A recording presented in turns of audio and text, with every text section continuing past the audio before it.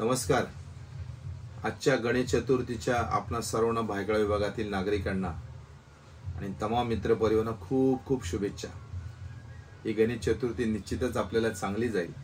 महाराष्ट्र सरकारच्या वतीने आमचे आदरणीय एकनाथजी शिंदे मुख्यमंत्री, देवेंद्रजी फडणवीस आणि अजितदादा उपमुख्यमंत्री यांनी ज्या मागील काही दिवसापासून ज्या योजना राबवल्या, ज्याच्यात लाडली योजना असेल, विद्यार्थ्यांना स्टायपेंड देण्याचं काम आमचे मंगलप्रभात लोढाजींनी राबवलं असेल, आमचे मुंबईचे अध्यक्ष सन्माननीय भाजपचे आशिषजी शेलार यांनी कोकणवासियांसाठी जवळजवळ 500 बसेस आणि काही ट्रेन सोडले।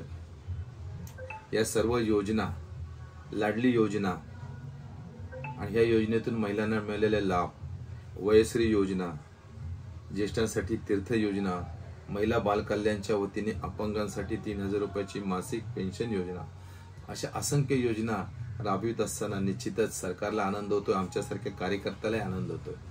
आणि विशेष करून ह्या गणपतीमध्ये आपल्या भायखळा विभागामध्ये ताराबाग सार्वजनिक गणेशोत्सव मंडळ असेल, पालनजी रतनजी असेल, पंगरी चाळ असेल, समाज प्रबोधनाचे देखावे दाखवून आपल्या भायखळ्यातील तमाम लोकांना या गणेशोत्सवाचा आनंद देतात।